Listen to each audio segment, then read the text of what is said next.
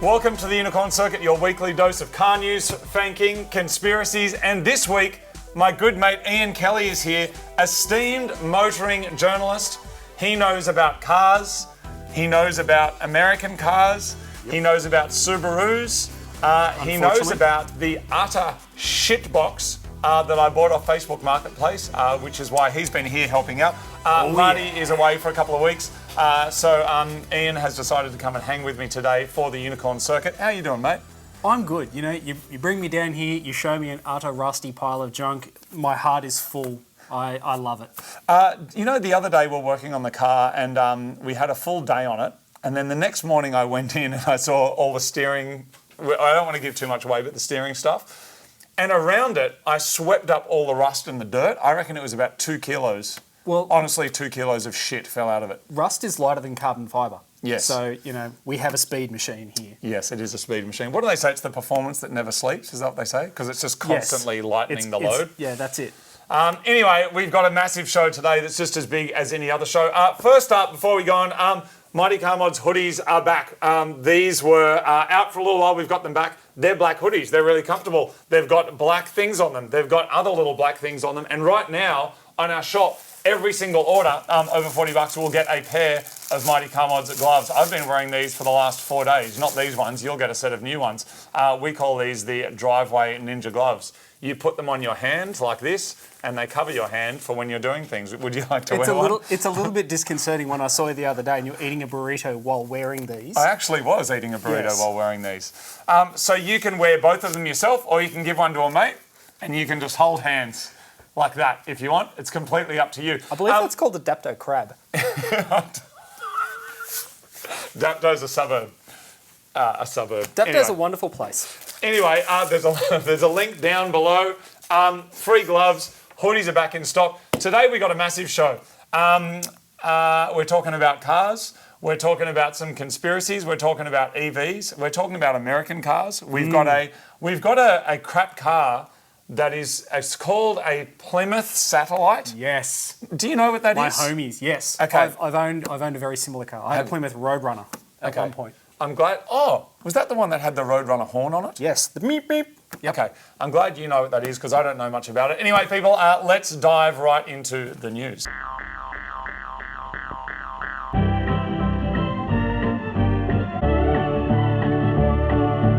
Welcome to the news. Because we have esteemed motoring, is esteemed too much?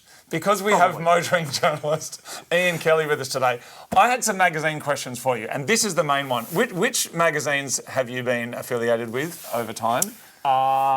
Speed Magazine, which is no longer around. Auto Salon Magazine, which is no longer around. Motor Magazine, which is no longer around. The big one's Street Machine, which is still fighting the good fight for dinosaur pushrod. And wasn't there like an LS something or other? Yes. Okay. Yes, we did LSX tuner. Okay, so here's the question. Quite often on the cover or in the story, you see cars that are flying along a road. It looks very fast. I know from my time doing music for TV commercials, sometimes I'd speak to the directors and they would say, when we're shooting a TV commercial, the car obviously can't be doing anything that looks like it's breaking the law. It looks like in the past, sometimes the people taking these photos may have been breaking the law. You don't have to speak about your magazines, but what is going? Can you run us through how those photos are taken and what laws are broken to do such things? Well, all those photos are taken using witchcraft. I actually was the first magazine I worked at. We had a photograph of a 180SX in the Adelaide Hills, and the guy driving it had gone ripping around this corner, and the photographer took the frame, and nobody really thought much of it. But somebody got super offended because a tyre was over one of the double white lines. Yeah, okay. Just one, Yep. the one on the right side, and the police rang us up and wanted to know all about it and whatnot. I think that was more of a scare tactic because even back then they had all the driver's information. The number plate was clearly seen. His name was in print. Yes. What we do with feature photography is the photographers will use depth of field and shutter speed and all their kind of photographic tricks to impart a sensation of speed. Are they in a lead car?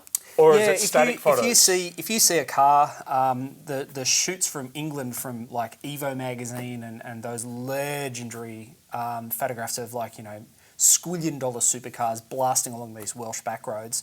Generally, you'll have a chase car and a tail car. That's called it's car-to-car photography. It's a tracking shot. Yep. And modern safety means that your photographer has to be harnessed in. Yep. Which is why Discovery 4s were so popular, because all of Top Gear, we had the camera guys over in Europe where we could get them, the photographers were in the back because the tailgate can be up, the split tailgate, and they'd be in with harnesses, and that's why Discovery 5s were not nearly as popular for film shoots. But there's almost kind of like this typical photo that you see from car magazines where it's a car like this, the world is speeding past, and there's a Dutch tilt. Like the camera is on the side. And I realise now that's probably because they've got to try and fit two cars in to this landscape. But then the world is flying past. But sometimes it doesn't look fake. It looks like they are actually hauling us. I mean, you're going to put... Most car journalists and people working on car magazines are enthusiasts at heart. And you put any car enthusiast in a squillion-dollar V67 500k an hour hand-built Italian supercar, you're going to push the pedal on the right and see, you want it to go the wham. So you just don't want to do that in a Maserati heading up Mount Vesuvius. I've actually built... while shooting an episode of Top Gear and going too fast into a wall. I didn't know much about Maseratis until a friend of mine bought one, shout out Bensky, and I helped him build a couple of different Maseratis. Yeah. And when you told me that you were going to get behind the wheel of a Maserati, I saluted you and I said, Godspeed, dear sir. I've seen how they built them from the factory. I like E30 Beamers. They're not that good, but they're better than those Maseratis. Well, it's all just opinions over here, isn't it? Really? Unfortunately, there's one less Maserati out on the road, thanks to me. My apologies. Okay, so people are going fast. I think I just wanted to say that there are fast things happening. Yeah. They are car enthusiasts, and it's not just trickery.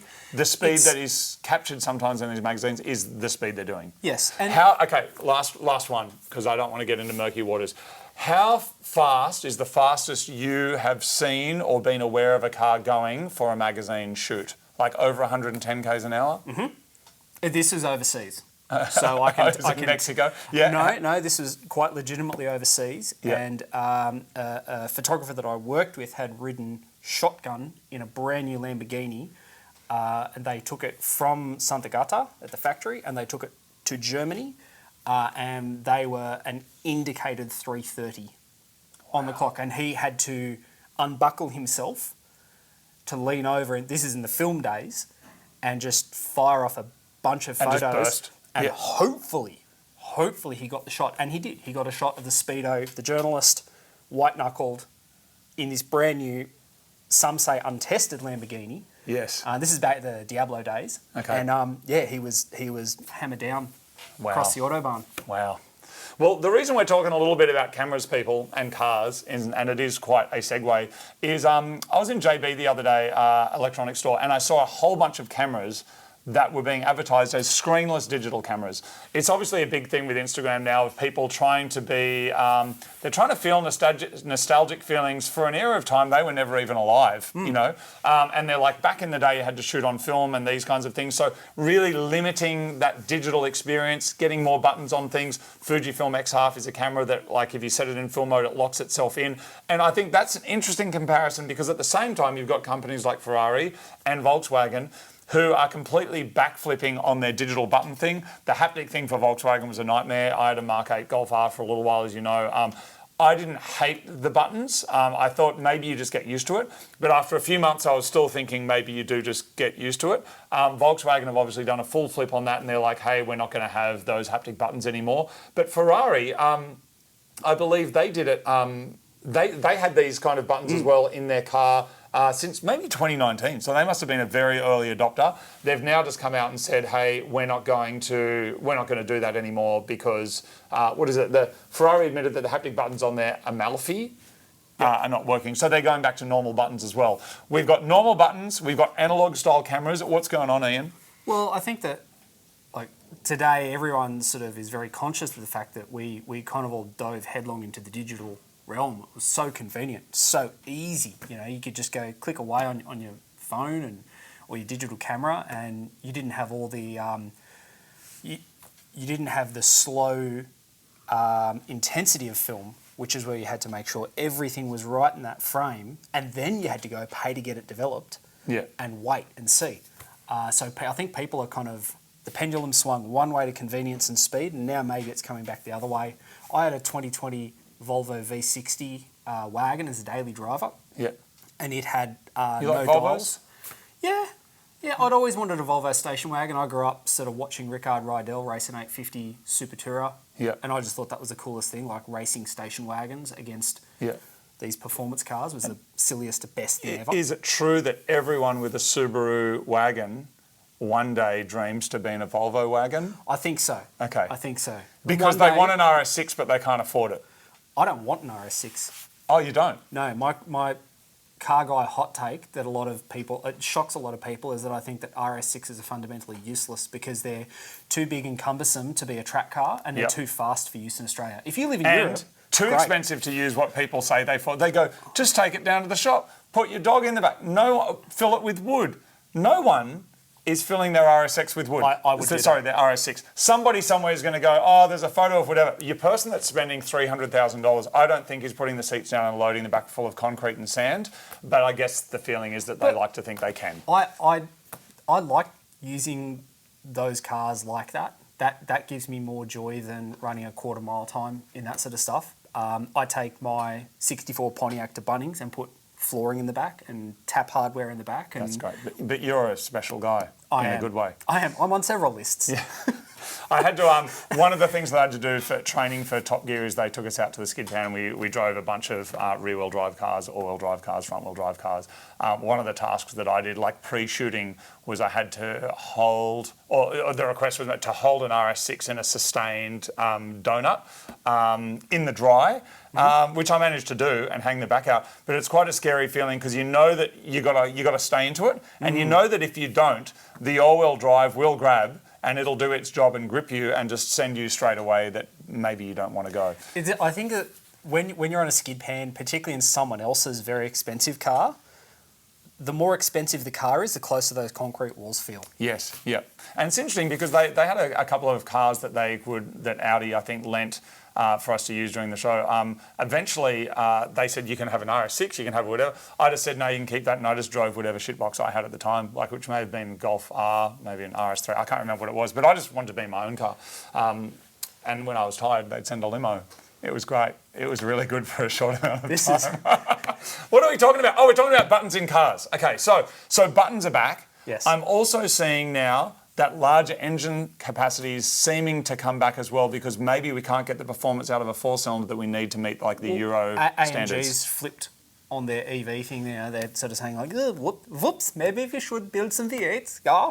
And they build great V8s. So I think that like the complexity, like I was saying before about the pendulum, EVs and swinging to small engines, that's another pendulum. They're going, we need to do this, we need to do this. Oh, wait, actually, hang on. The reality is it's somewhere in the middle and that we can still have V8s and we can still have really fast analog hypercars like Gordon Murray's TS50 and those beautiful, like, dinosaurs. Yeah. We can still have those things, but maybe not everyone needs one. Well, I actually think that the more people want the EVs and the small capacity stuff, I think the more other people want the V8s and stuff. Because it's like, as the pendulum comes over here towards EVs, I think this is creating a vacuum. Yep. And the vacuum is getting filled with people just going, can I have a button? Can I have a camera that's just got buttons on it? And can I have a car that's got like a big engine that can do skids that is not being monitored constantly by the mothership? Like, just give me a car that can do some skids. I get a lot of people talking to me about what car they should buy, and people also talking about like, I worry about car enthusiasm because kids aren't into cars these days. And I actually, that's completely wrong. That kids are definitely into cars and people are discovering cars.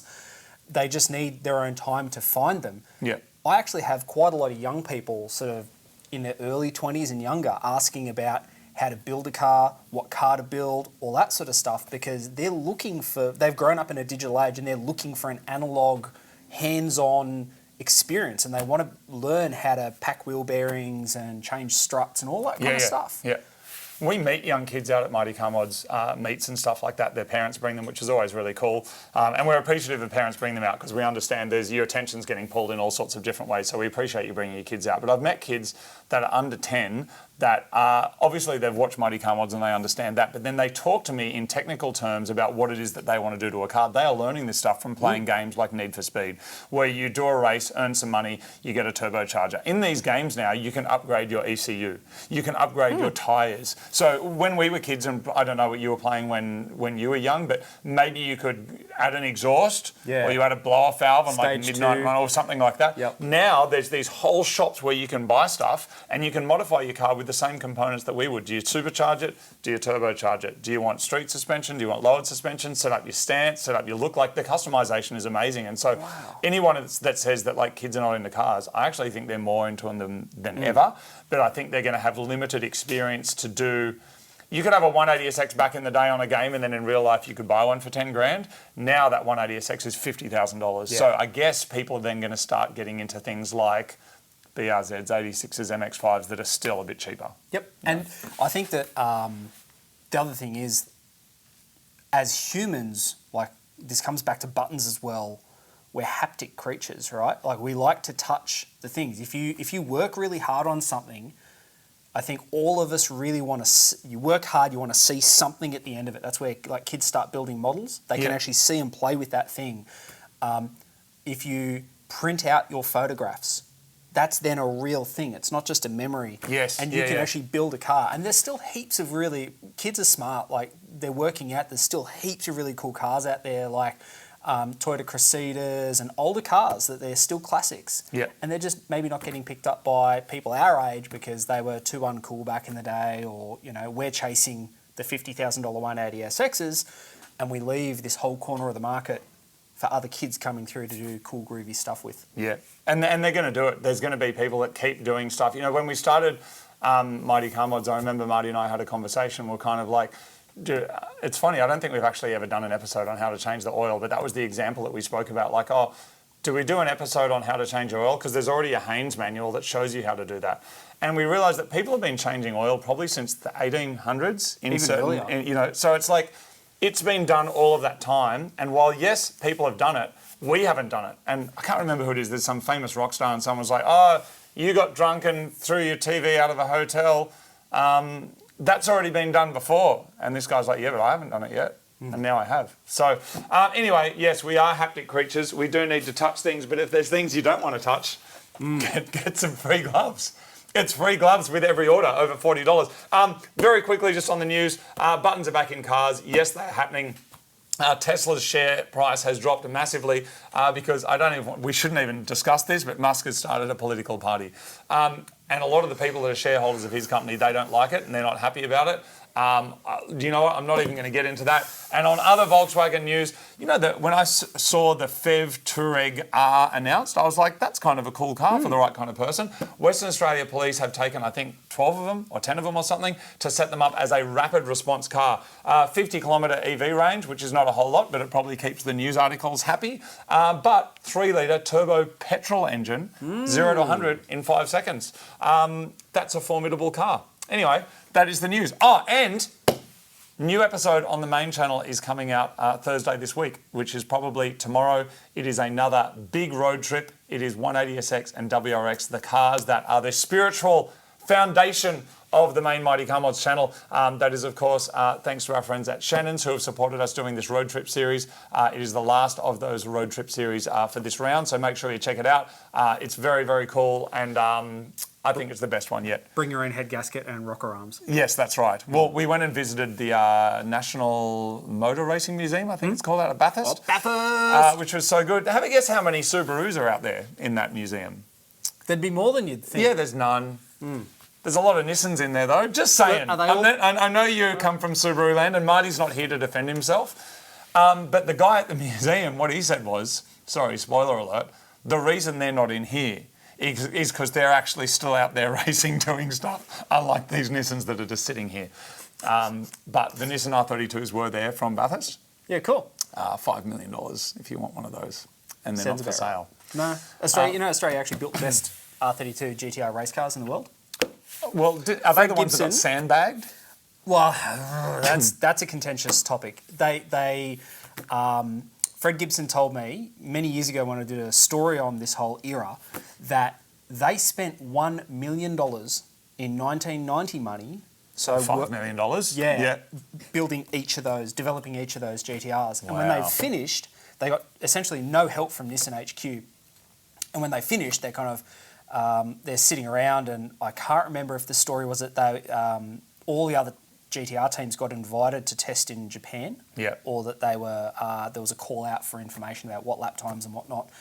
And Fred, who was a fantastic touring car racer in his own right back in the 60s and 70s, he sent information over, and the Japanese were like, no, that's not possible.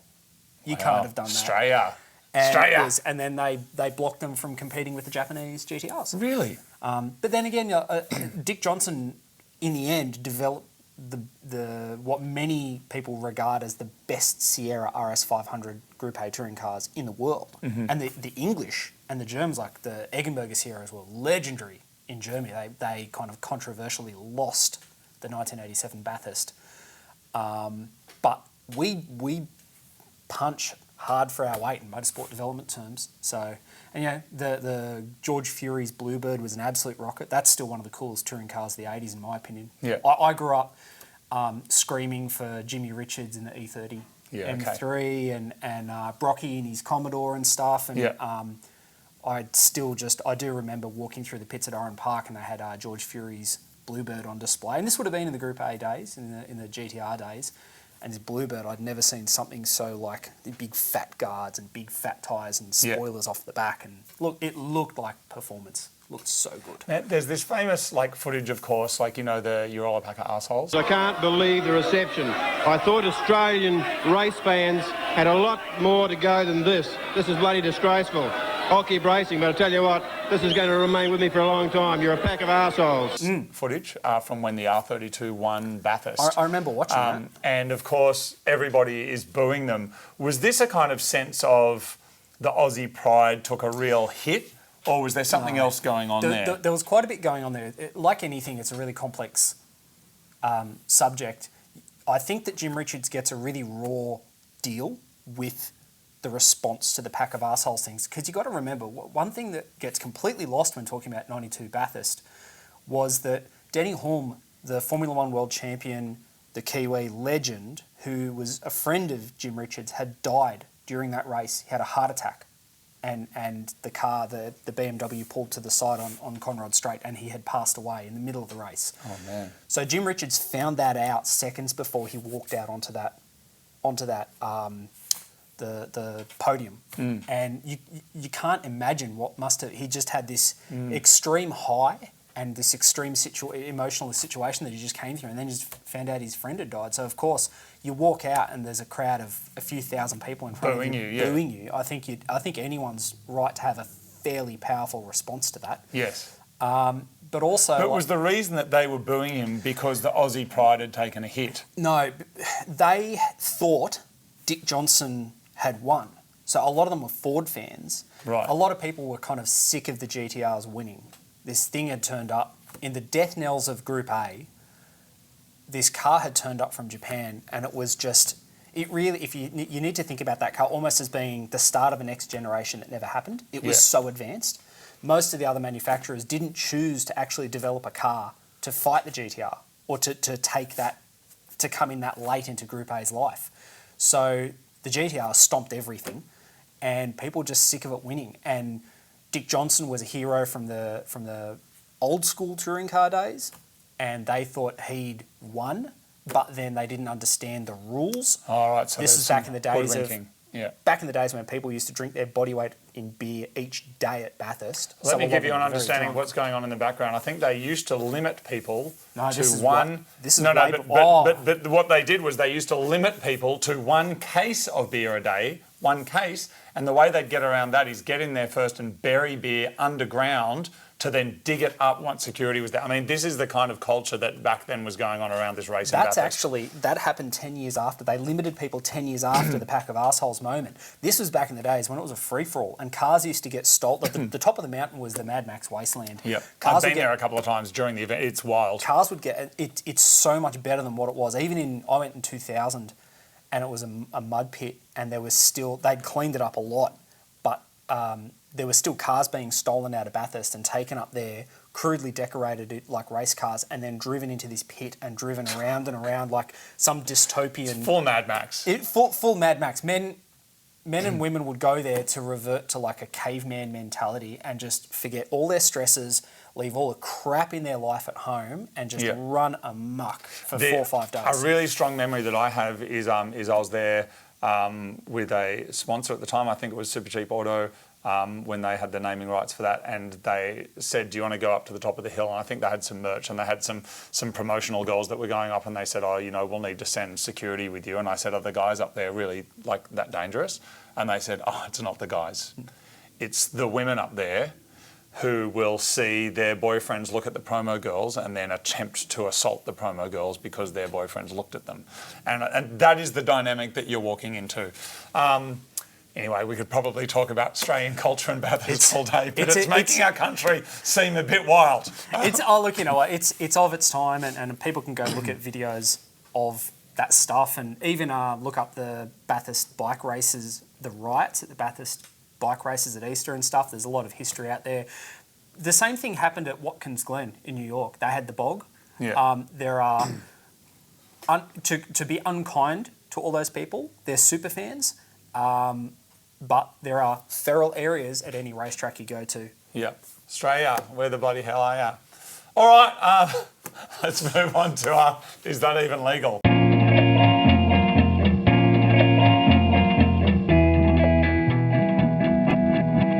Every week on the show, we like to explore laws from different places around the world just to remind ourselves that the world has many places in it that are different to the place in which you are sitting right now. And there are different rules and different regulations. Iain, have you been to Japan? Yes. Do you like it? Yes. Have you bought a car in Japan, or have you just been with us when we've been buying shit boxes? I have bought a car from Japan, but I bought it while I was in Australia. I bought a very rare limited edition Subaru and had them cut it in half. Oh, that's great. What sort of Subaru was it? It was a version 2 STI Type RA. RA. The one with the roof vent, the fifth injector and the manifold and stuff. Yeah. Right. And I took all of that goodness and I put it in a complete nugget Liberty. Oh, that's amazing. What year was that? 2006, 2007. At that time, did you become the hero of the RS Liberty forum, which is the forum where you met Marty, is that right? Marty, Benny, and Al. Alan, Turbo Yoda as well, and Benny. You guys all started from the RS Liberty Club. And I was over on the NissanSylvia.com club. Do you remember that one? I do. You might have seen some of our members sideways into a pole at some stage waiting for a tow truck. I was chasing feature cars for magazines. So back then I was on Skylines Australia, like RexNet. I was on all the forums because I was trying to find cool cars to feature in magazines. That I got to say that it felt a bit, if you don't mind me saying so with my greying beard, that felt a bit like the heyday of car things. You would get on the forum and go, does anyone have this particular item? And someone would go, mate, I got 2 of them, I'll put it in the post for you. Yep. Community. What are we talking about? Is that even legal? Iain, do you like Japan? Yes. Do you like obesity? I mean, look at me. Of course I like being fat. No, sorry, the format of how it works is, unfortunately, if Marty was here, he just has to say yes. It doesn't matter what I say, you've just got to say yes. Yes. Yes, great, excellent. That's illegal. In Japan, this is legit. This is real. This is the Metabo law. It refers to a 2008, I'm going to read this to you actually because I don't want to get this wrong. It's a 2008 law designed to combat metabolic syndrome. It's a cluster of conditions that increase the risk of heart disease, stroke and diabetes. The law mandates waist circumference measurements for individuals aged between 40 and 74. How old are you? 42. 42, you're in there. So am I. And if you're exceeding the limits then you are required to, this is the scary bit, you are required to participate in counselling and motivational programs. Now, employers and local governments are held accountable with potential financial penalties for failing to meet the targets. I think what I'm reading here is that if you have overweight staff, the staff are sent to counselling and the employers are fined. This can't be real. It can't be real. But snot blocks are life. How good is a dare iced coffee and a sausage roll and a snot block at Smoko? What's a snot block? A vanilla slice. Oh, is that called a snot block? Yeah. Oh, I got you and I some caramel slice today, by the way, as a treat to say thank you for coming in. Oh, thank you very much. Anyway, there it is. Okay, next up we're going to mycrapcar.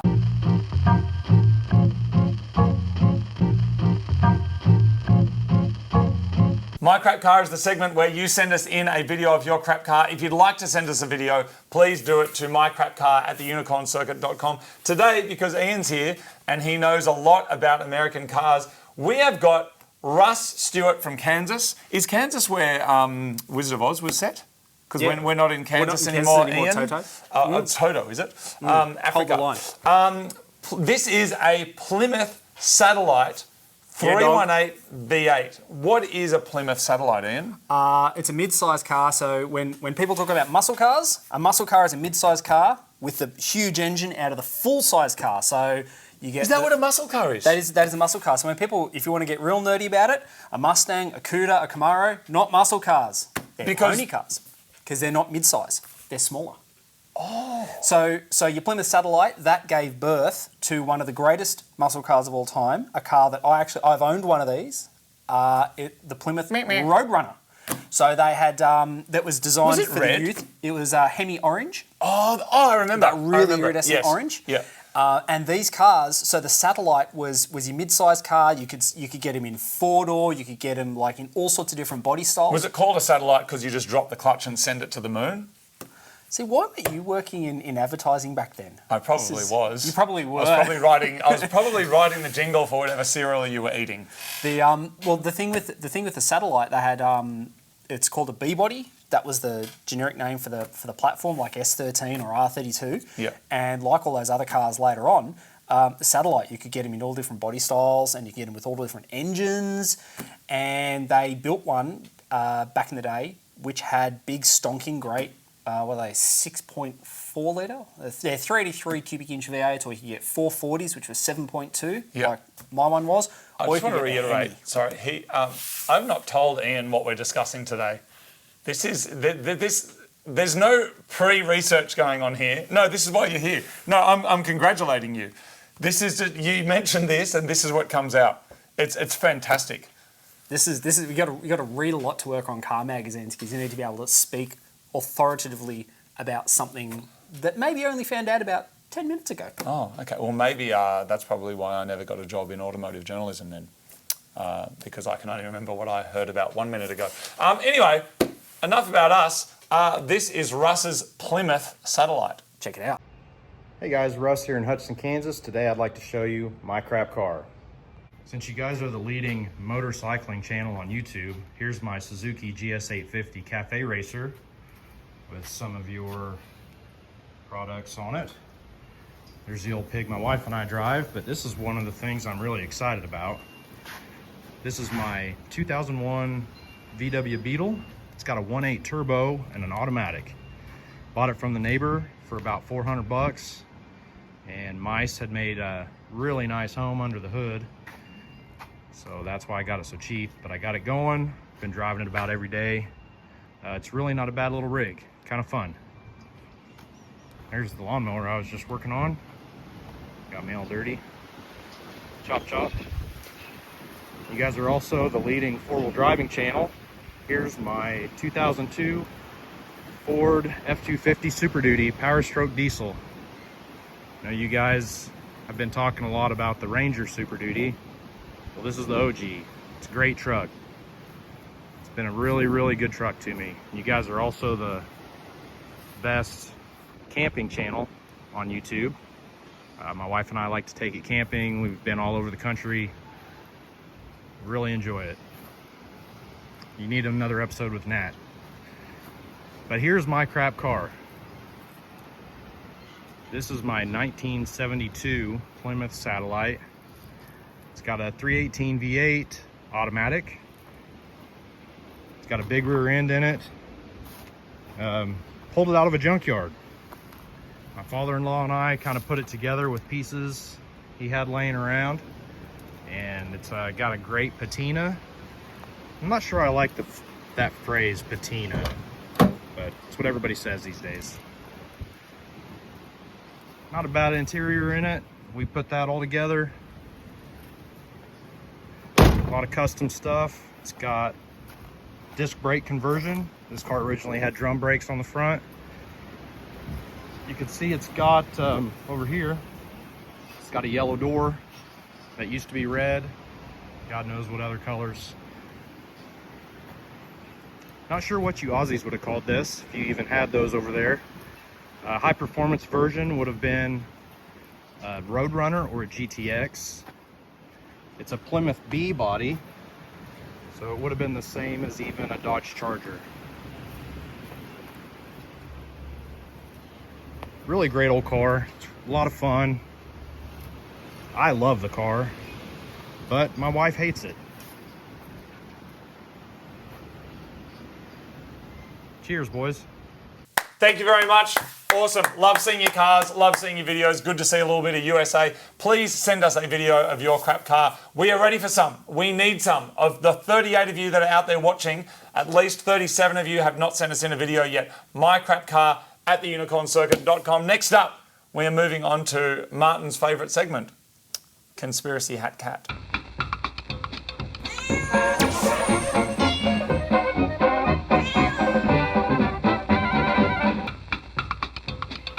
There are big shoes to fill because this is normally Martin's segment.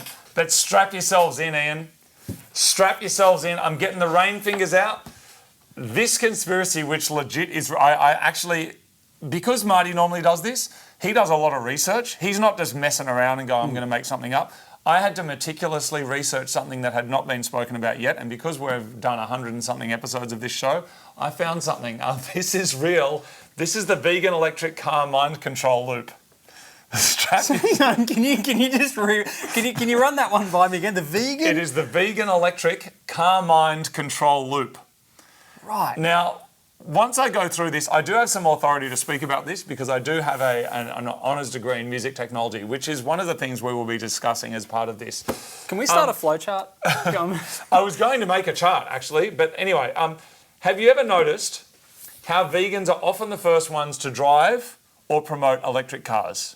Yeah. Yep, yeah. Great. Is that a coincidence? I mean, I don't think that there's a cabal of vegans meeting in underground volcanoes to discuss how they can... No, they absolutely are. Sorry. What? I don't know how you got to my notes. No, they absolutely are. We're going to get to that. So according to whistleblowers on Reddit as well, because I checked Reddit to make sure this was legit. Okay. And some bloke on there who reckons he worked for a leading EV manufacturer as well. Electric cars emit a barely detectable audible frequency way above 20,000 hertz, 20 kilohertz. So human range of hearing, 20 hertz, 20 kilohertz. That's 20,000. But higher than that, because you can't actually hear it. Now, when that is even higher than that, it hits a certain frequency that's known as planet wave. Now, planet wave is slowly convincing people to stop eating meat. And this is where the science actually gets quite interesting and quite robust. How does it do it? Like a dog whistle that alerts your nervous system to danger, when you're scared, what happens before you give a big speech? There's a term in Australia, you shit yourself or you piss yourself. What's actually happening is your organs are getting smaller and they're focusing all your adrenal glands start squirting and all your blood is going to your muscles and your lungs and your heart getting ready to run or fight the monster. Fight or flight. Yep. And what is very hard to do during fight or flight, or recently psychologists call it the triple F, which is fight, flight or freeze, it's very hard to eat. And you might find when you're very nervous, it is hard to eat. You definitely, when you're nervous, do not feel like eating a steak. But you might be able to have a little bite of an apple or eat some berries. So this is where things get interesting. Your stomach shrinks to a point because the blood is going to the muscles preparing for your danger. Less hunger, less meat.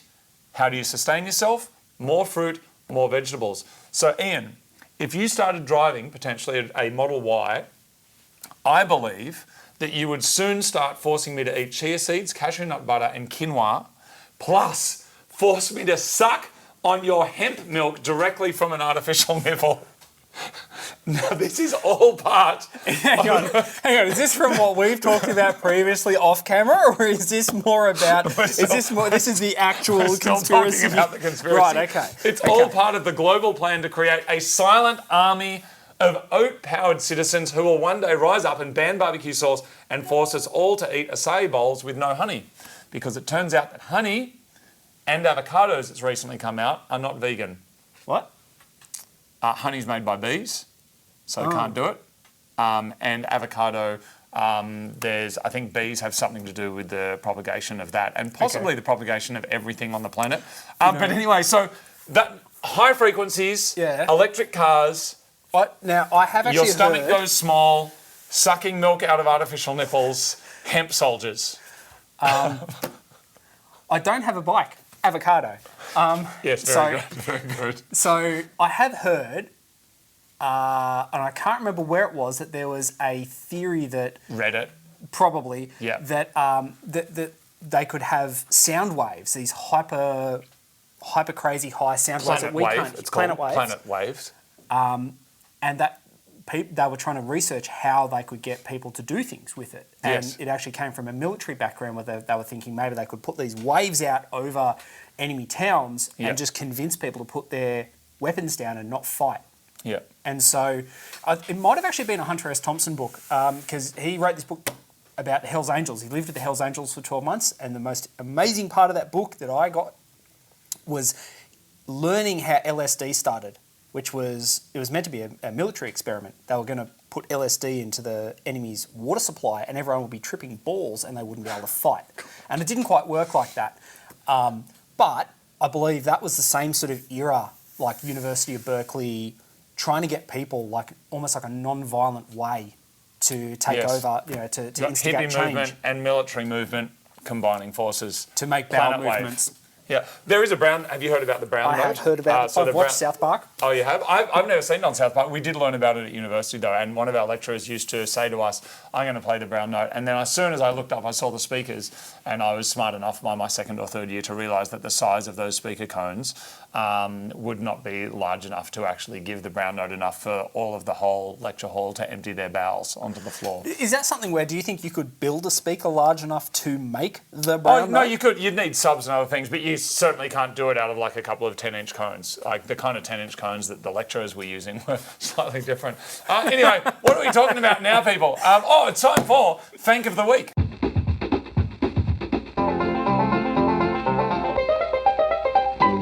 I can't remember the whole intro, but fanking is the recontextualization. Delightful. It's the delightful art. Yep. To recontextualize products. Yes. By basically holding them next to your crotch. Yes. Yes. That's great. Oh, there we go. That's pretty good.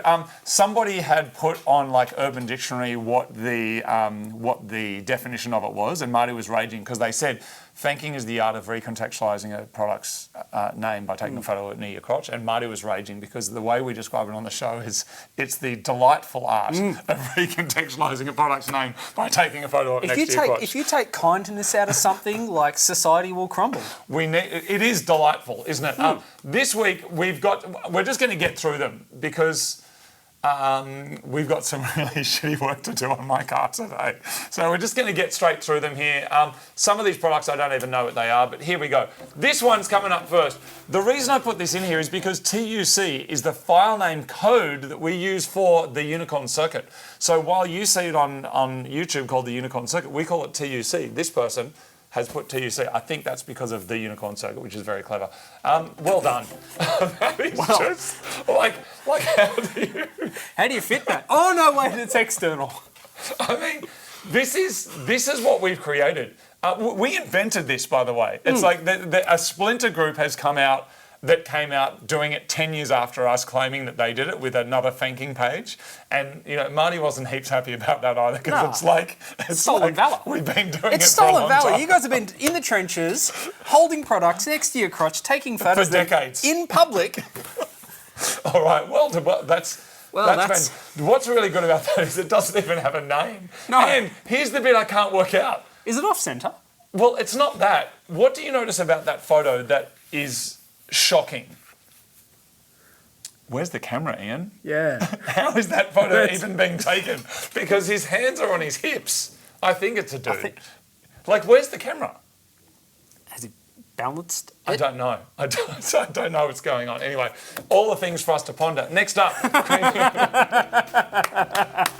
when we're starting to get doubles, like double, it's The wordplay. like well done. Now, what I liked about this one is that when someone posted this up there on the group, someone who couldn't see very well thought the first word was cervix. They didn't actually know what. Well, that's Anyway, let's move one on. way to get to know someone. That's a big muff. Little bites, big muff. Well done. It's the 70s all over again. Yep, that's the dripper. Good job. Next up, made for mouths. Yep, great. Thick and easy. Thick and easy. I think I'll use that on my Tinder profile. Wow. That's amazing because that flat like mats like that are seen all around the world, and no one will look at a welcome mat. No, the same way no ever pervert again. has yet stared down and gone, we can fank that. That's amazing. Well done. Oh, okay, this one here, I've pixelated this one, okay, because Service New South Wales, it's a government thing. It had their name on it, and it also had a number. You know what you did to that receipt. You know what you did to it, and I'm not showing it. But I was just putting that in there to acknowledge what was going on while you were waiting at Service New South Wales. I'll give you a look at that one afterwards. I have a feeling I know. Okay, blast ass. Let's just move through them. Let's just go. How about a quickie? Well done. One giant P. That's very clever. Good We've job. all been there. Big loose nuts. Well done. Nuts filled with, and then we'll never know because the photo does not show us what they're It's filled left with. up to our imagination. Right, look, this is great. Ramco. This guy's managed to put his face in there. This person has said that they've been getting their friends at work to thank. Now, I don't know what they build at this establishment, but if you're the manager, I suggest you go check in with your staff and see what they're actually doing each day.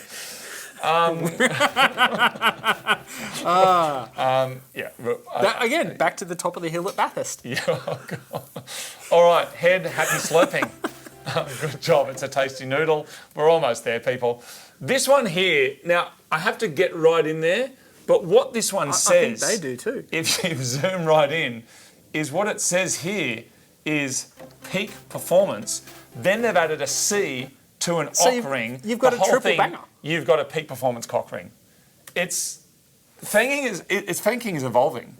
This really does sort of cross the line between a mere act and performance art, doesn't it? Yes, and it is art, I believe. All right, Dick's bitter. There you go, well done. Next up, fragile, do not bend. And I do believe, I'm glad it arrived, that is a signed GTR poster. So well done. That's some Mightycarmods merch that is no longer available. All right, next up.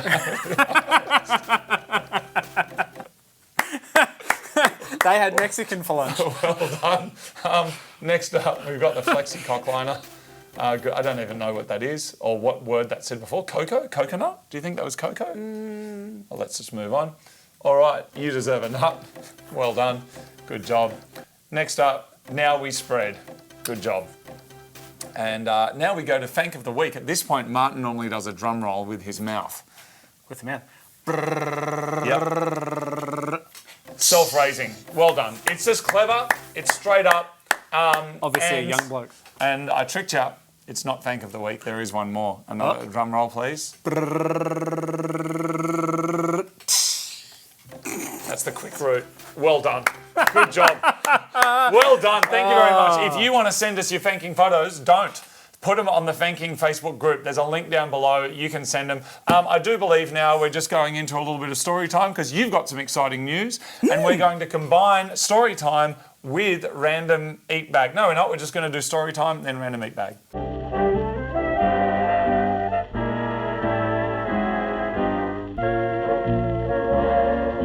This week on Storytime, we are quite literally discussing a storytime. Iain, I don't know how long I've known you for, but while we have a joke and we have a laugh, I have a lot of respect for you professionally and personally, and you're a very wise fellow. For those of you that are getting the Mightycarmods emails that come out every week, I know sometimes these days you buy something online, you buy a tent, you buy some fish, whatever. Once you've bought it, the companies keep sending you emails constantly. Did you like it? Can you review us? Can you whatever? We never really wanted to do that. We wanted an email that could go out once a week that would have discounts on it, it would have news on it, it would have links to things. Ian creates those emails. He writes substantial articles. There's technical articles. He writes the blogs on our website. There's stuff in there that we want to give real value. And over the years that I've known Ian, he has demonstrated himself to be very wise. We've had some pretty deep chats sometimes. Sometimes we've had some rough times as well. Yeah. Just had a chat, check in on each other and stuff. You have culminated a lot of the wisdom that you've developed as your time as a writer and as a man and as a human being, and you've compiled it all together. Tell me about your project. Well, so I always wanted to write a book for people about like practical advice, and it started, background's writing about cars, so I wanted to teach people how to buy a car, how to wash a car, how to look after a car, change a tyre, all that sort of stuff. And then when my wife rang me and said, I'm pregnant, and within about 24 hours, I realised the scope of the book had changed. And I actually wanted to give my son something that he could just have on a shelf as a young adult and be aware of concepts. So what is tax? What is superannuation? How to build a brick wall? How to enter a room when you don't know anyone? How to buy a present? And it's all stuff that I kind of stumbled through as a young adult, and it made me anxious, or I sort of had a bit of a time working it out, and I wanted to basically write something initially just for him, that he could put on a shelf and not have any pressure. If he wanted to come and chat to me about those things, obviously he's always going to be able to, but maybe it was a bit safer that he could pull it off the shelf, have a bit of a read, quick read, and then understand the concept behind some of this stuff, behind some of this adult stuff that they just don't teach at school.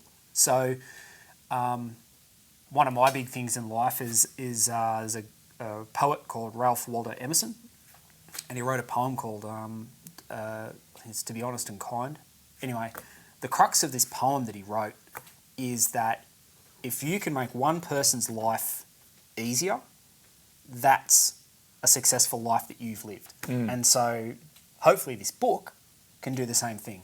And it's not designed to be like, this is how you need to do it, this is the law, this is that. It's advice from a mate. It's just, and so I remember telling you and Marty about it and telling a few people about it, and some people sort of said to me, they're like, can you print us one? Can you print us one? Yep. So that's the first thing I said. I was like, I'll take one. I'll take one. And so we, I sort of toiled away on it at night, and I tried to write a chapter in the mornings. Yeah. Before he woke up, I'd make him breakfast, and I'd sit down in the lounge, and on my phone, I'd literally write a chapter of this book on my phone. Now we've got there's 50-something chapters. And amazing. Does the book exist yet, or Yes. it will soon? Well, it's current as of today. Right now, it's being printed. Yep, amazing. And it's due in a few weeks' time. Amazing. And but we've got pre-orders open on my website, because I was kind of blown away that a lot of people was saying, like, you know what, I just like to have it. Like you guys called me Workshop Manuel when we built that HQ. You called me Workshop Manuel, and I thought, well, it wouldn't be funny to have a workshop manual for life. Yes. Yeah. Well, you know what we'll do, like if that sounds like something that could be interesting to you, I'm going to put Ian's socials and stuff down below, and you can have a look there. And if it's something that you feel would be good for you or someone that you know, we'll put the details there, and then they can go and have a look. Thank you, mate. I put my order in straight away. I paid for it. I think it's important that when there's people around you that are doing something, whether they're at school, whether they're at uni, whether they're making something, obviously everybody wants to be kind and like give you a copy. I think it's really important as the friend of someone who's creating something, be a customer, support them, tell people about it, and genuinely try and get behind them. I think it's a hard thing to make. In my world, I guess it's making an album or making a music. You put it out there, it's kind of scary. And for a lot of people, I guess they can kind of move 50 CDs. For me, back in the day, your family and your friends support it, but it's quite hard to go beyond that. I think with something like this that has the capacity to a lot of good for a lot of people, I hope it goes really well for you. Well, thank you. And well done for doing it, because I can tell that it would have been hard to consolidate so much information and so much stuff down, and at the same time probably injected with a lot of maybe uncertainty of like, what's it like to be a dad? How much time will I have? Like, what information do I tell? What do I not tell? You know, it's such a wild thing. The last chapter I wrote is how to impart wisdom, and I wrote some really sort of logical chapters about physically building things, and I wrote some very kind of, I guess, spiritual chapters, how to start over and how to tell someone you love them, that sort of stuff. But how to impart wisdom was probably one of the toughest, because you can't really teach someone how to do that. It's more about it's more about having a care for your other person. You need to care about someone else to want to impart wisdom to them. And I think that I came away from the book, certainly I love my son very much, and I just have this unending hope that he reads the book someday and just goes away and he decides that, you know what, I want to do something. Yeah. Make music, make something, build a wall, have an output, and just have the confidence to let that thing fly into the world and be its own thing. Awesome. It's very freeing. It sounds like you've sounds like you set up an amazing platform to do that. So yeah, well done. Thank you for coming on the show today. We will finish up by eating some stuff that a man sent us on the internet.